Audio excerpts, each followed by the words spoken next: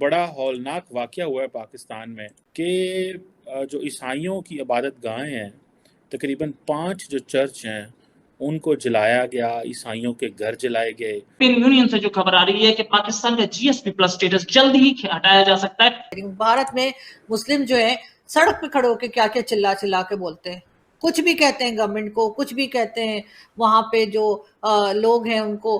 हमारे यहाँ आपने देखा है कभी कि कोई हिंदू, कोई क्रिश्चियन, कोई पारसी, कोई किसी और रिलीजन का बंदा सड़क पर आए और आकर हमारी गवर्नमेंट को या स्टेट को चैलेंज कर दे कि जी तुम लोग मेरे साथ गलत कर रहे हो? हिम्मत ही नहीं है किसी की।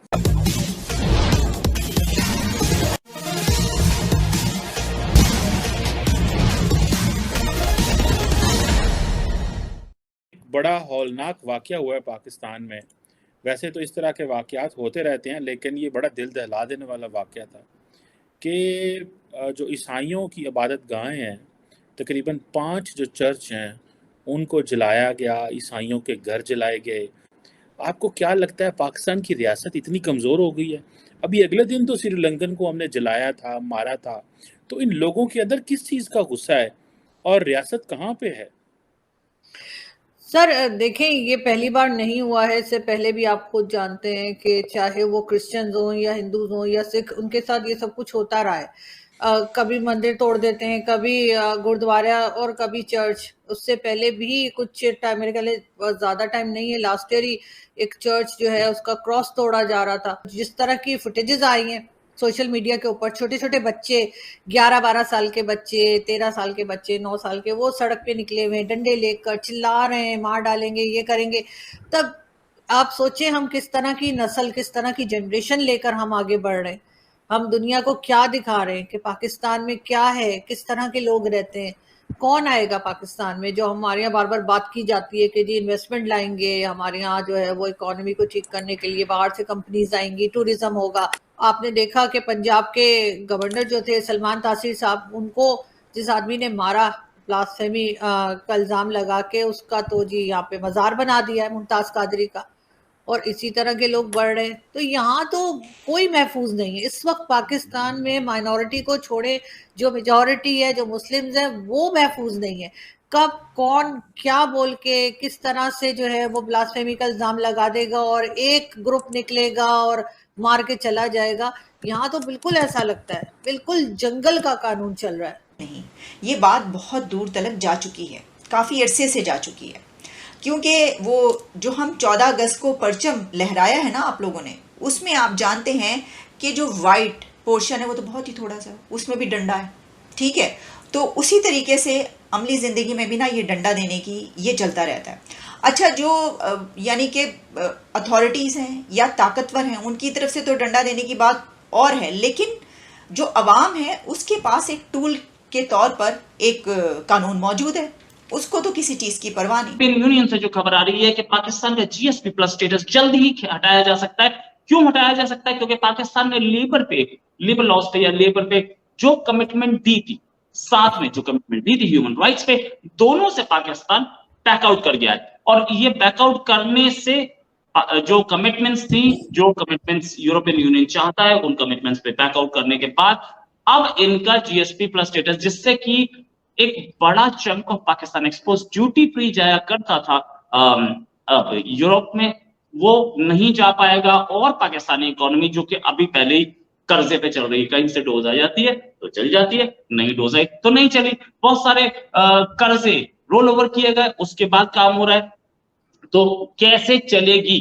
पाकिस्तान के करीब 68% एक्सपोर्ट जो है वो यूरोपियन यूनियन जाते हैं, जो कि लगभग टैक्स फ्री होते थे, जो कि लगभग ड्यूटी फ्री होते थे, और उससे एक अच्छी इनकम थी पाकिस्तान को इसी बात करने की। तो ये जो कंट्रीज है ना, ये जो जिनको इकोनॉमिकली बैकवर्ड कंट्रीज कहते हैं, they are not in a race. उनकी क्षमता नहीं है, उनके प्रोडक्ट्स की क्षमता नहीं है जो कि यूरोपियन टैरिफ के बाद यूरोपियन मार्केट्स में वो किसी तरीके के कंपटीशन को सस्टेन कर पाए। तो जीएसपी जान लीजिए होता क्या है। जीएसपी जो है, इसका नाम है European Union generalized scheme of preference plus scheme. इसके अंतर्गत होता क्या है कि जो ईयू है वो जीएसपी प्लस कंट्रीज को, वो डेवलपिंग कंट्रीज होती है हमेशा, एक special incentive to pursue sustainable development and good governance, वो देता है in forms of tariff reduction. ठीक है ना?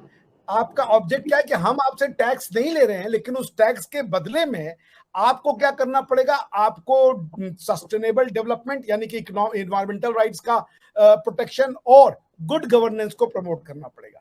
अच्छा, गुड गवर्नेंस की क्या क्राइटेरियाज हैं और सस्टेनेबल डेवलपमेंट की? वो है कि आपको 27 इंटरनेशनल कन्वेंशंस जो है वो फॉलो करने पड़ेंगे अगर आप जीएसपी प्लस का स्टेटस चाहते हो।